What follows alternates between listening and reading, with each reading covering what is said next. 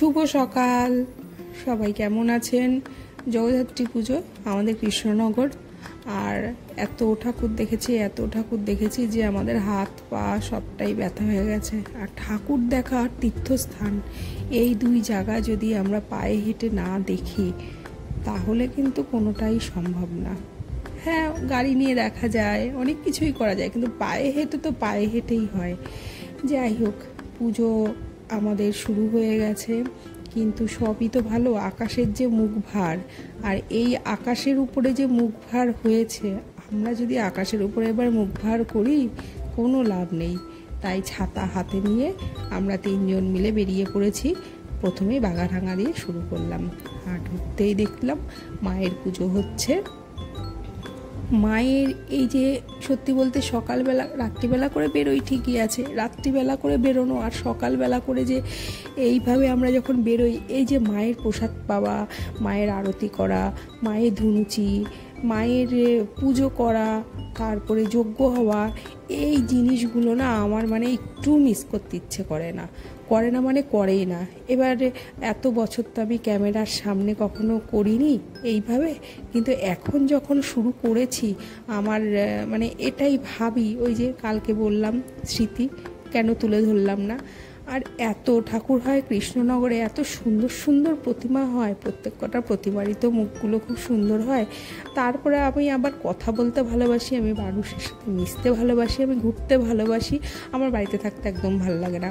হ্যাঁ, পা ব্যথা হয়েছে, হাত ব্যথা হয়েছে, তাতে কি প্যারাসিটামল খেয়ে নেবো? ছাতা নিয়ে আমরা তিনজন বেরিয়ে পড়েছি, কোনো গল্পই হবে না। সাজুগুজু করেছি, এই জগদ্ধাত্রী পুজো উপলক্ষে একটুখানি রেডি হয়ে থাকি আমরা, যে আমরা কবে একটু ভালোভাবে ঠাকুর দেখবো, হাঁটবো। আর আমরা তিনজনই ভীষণ হাঁটতে পারি, আমরা হেঁটে তো অনেক কিছু করে ফেলতে পারি। যাই হোক, গলার অবস্থা দেখেছেন? গত রাত্রিবেলা সারা রাত ঠাকুর দেখেছি। সেই বাড়ির থেকে বেরিয়েছিলাম সন্ধ্যে 6টায়, আর ঢুকেছি কটার সময়, মনে হয় 1:30 কি 2 বাজে। তারপরে ব্লগ রেডি করেছি। ঘুমাতে আমার প্রায় 4:10 কি 15 হয়ে গেছে। তারপরে আবার সকালবেলা উঠেছি, উঠে আলু সেদ্ধ ভাত রান্না করে তারপরে আজকে সকালবেলা আবার বেরিয়েছি। আর বাড়িতে ঢুকলাম কিছুক্ষণ আগে। এত পায়ে ব্যথা হয়ে আছে তিনজনেরই বলার মতো না। তারপর আবার বৃষ্টির জল খেয়ে একাকার। আর এই প্রতিমাটা দেখার সময় দেখলাম সব আরতি দিচ্ছিল, আমরা সবাই একটু একটু করে আরতি নিয়ে নিলাম। গলার অবস্থা না খুব একটা ভালো না, জানি না কতটুকু শোনা যাচ্ছে আমার কথাটা, কিছু করার নেই, আমি নিরুপায়।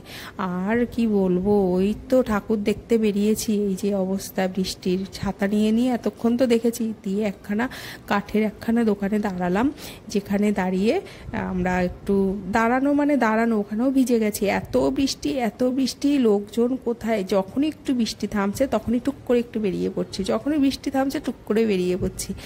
আর আজকে কৃষ্ণনগরের এত বাজে অবস্থা, যে সব থেকে বড় কথা হচ্ছে আকাশ তো মুখ ভার করেছে। আকাশের উপরে আমরা যদি মুখ ভার করি না, তাহলে না সম্ভব হয় না। কারণ এই যে এত সুন্দর প্রতিমা, এত সুন্দর প্যান্ডেল, কি দাম রইলো এই বৃষ্টিতে। আর আমরা যদি না বেরোই তাহলে হয়?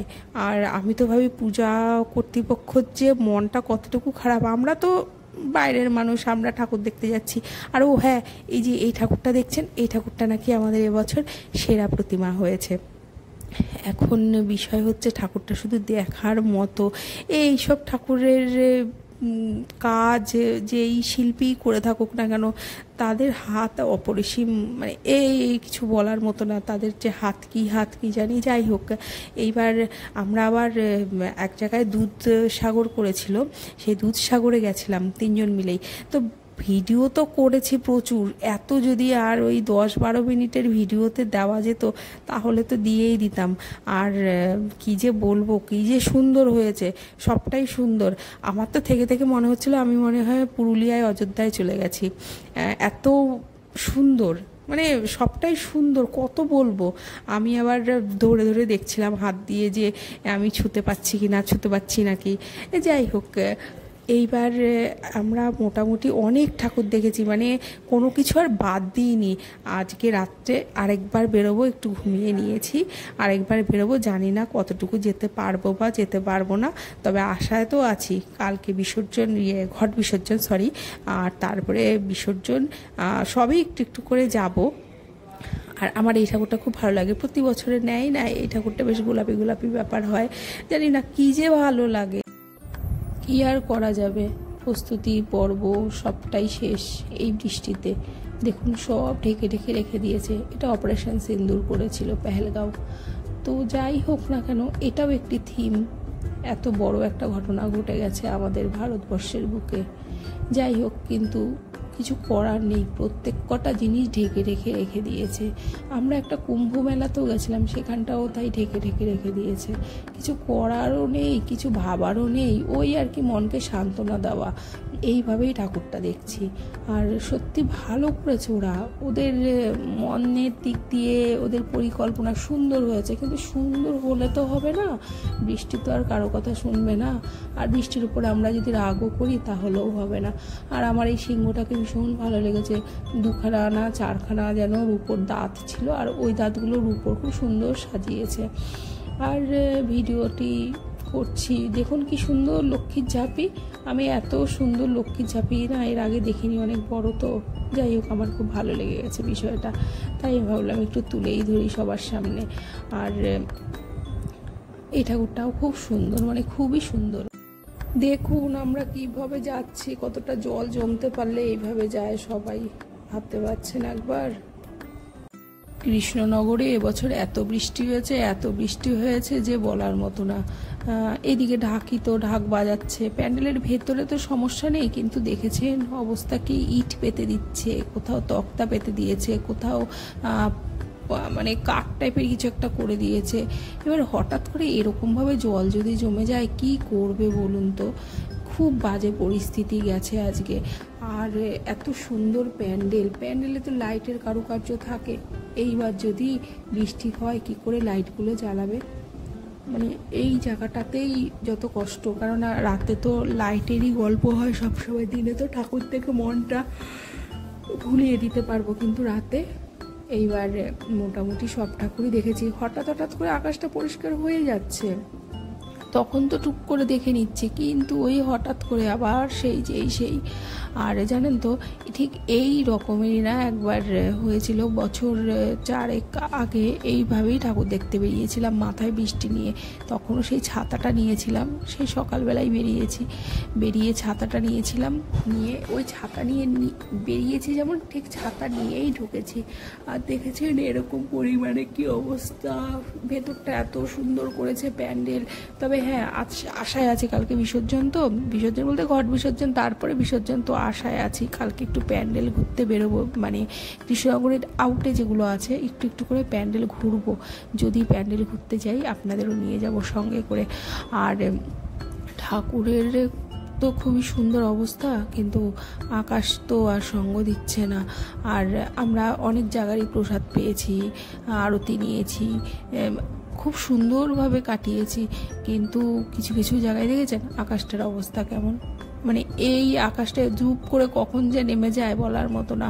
আর এইখানটায় আমরা ঢুকলাম, এখানে কৈলাস করেছিল, কিন্তু করে তো ছিল, আর এইখানটা না লাইট ছাড়াও মায়ের কি একটা বললো যেন, কি লাইটের ব্যাপার একটা আছে, আলো ছাড়াও জ্বলবে মায়ের মুখটা। আর এইখানকার পরিস্থিতি দেখুন, সব ঢেকে ঢেকে রেখেছে, কোনো একটা থিম ছিল কৈলাসের বা কিছু একটা, আমি জানি না যদিও। আর বিষয়টা দেখুন কিভাবে ঢেকে রেখেছে, যে চাদরটা দিয়ে রংটা পর্যন্ত বোঝা যাচ্ছে যে রংটা উঠে গেছে। কত স্প্রেতে করা হয়েছে, কত খাটনি, কত সারাটা বছরের প্রস্তুতি, কত ভাবনা চিন্তা, মানুষজন আসবে যাবে, তার মধ্যে দেখুন কোথায় ভিড়, কোথায় লোকজন। আর এইসব জায়গায় হাঁটা যায় না, পা ফেলা যায় না, মানে ঠেলাঠেলিতে এক রকমের রীতিমতোভাবে ভীষণ পরিমাণে কড়াকড়িভাবে যাওয়া আসা, আর আমরা কত ইজিলি ঢুকে যাচ্ছি, কি অবস্থা। আর তারপরে যাই হোক, ওই আকাশটা যখন থামছে তখন যাচ্ছি, আবার একটু এখানে ওখানে সেখানে দাঁড়াচ্ছি, এই করেছি আজকে সারাটা দিন। কিন্তু ওই ঠাকুর দেখতে বেরোবো মানে বলেই দিয়েছি যে তীর্থ আর ঠাকুর দেখা পায়ে না হাঁটলে কখনোই সুন্দর হয় না। আমার গলার অবস্থা এত বাজে বলার মতো না, কারণ পরিস্থিতি এমনটাই হয়েছে যে এখনও 2-3 দিন বাকি, সাথে সাথে হাই উঠছে, ঘুমটা ঠিক করে হচ্ছে না, আমি আবার ক্লান্ত হলে ঘুমাতে পারি না। জানি না, আমার আবার সব কিছুতেই উল্টো উল্টো নিয়ম। আর প্যান্ডেল তো ঘুরবো, আমার আশায় আছি, তবে এখন শুধু ঠাকুরটাই আপনাদের দেখাবো। কালকে বিকেলবেলা আমি আর ছেলে মিলে ইচ্ছা আছে টুকটুক করে প্যান্ডেলগুলো ঘোরার, কারণ ঘট বিসর্জন যদি এরকম বৃষ্টি হয় তাহলে একটু দেরি করেই ঘট বিসর্জন হবে। আর এই তো অবস্থা। আর প্রত্যেক কটা কিছুই আমরা ঠাকুরগুলো আমরা দেখে নিয়েছি, কিন্তু এই শাড়ি টাড়ি পরে আজকে মানে ল্যাজে গোবরে হয়েছে। আমার শাড়ির যা বাজে অবস্থা হয়েছে, পাটটা পুরো ঘন করে কাদা টাদা লেগে একাকার। গতকালকেও বৃষ্টি হয়েছিল, গতকালকেও আমি একটা হলুদ জামাই পরেছিলাম, এইবার হলুদ জামাতে এত কাদা লেগেছে, সে কাদা তো ওঠাতেই পারলাম না। আজকেও সেম কেস, কী যে হবে জানি না। এখন ঠাকুর দেখলাম, আর মোটামুটি আমাদের আজকের জন্য এই পর্যন্তই। আরও তুলেছি কিছু, সব সময় না এত এইটুকুনি ব্লগে দেওয়া সম্ভব না, এত ঠাকুর, এত প্যান্ডেল, এত সব কিছু। আর লাইট ম্যাক্সিমাম প্যান্ডেলেই লাইটগুলো বন্ধ করে রেখেছিল, দিতে পারবে না, না কি করা যাবে। আর আকাশের মুখ আবার ভার। আমরা রাস্তা থেকে একটা খাবার কিনেছিলাম 3 জন মিলেই, তারপরে কিনে আমরা আর ওখানে দাঁড়াইনি, বাড়ির পথে হাঁটা দিয়েছি।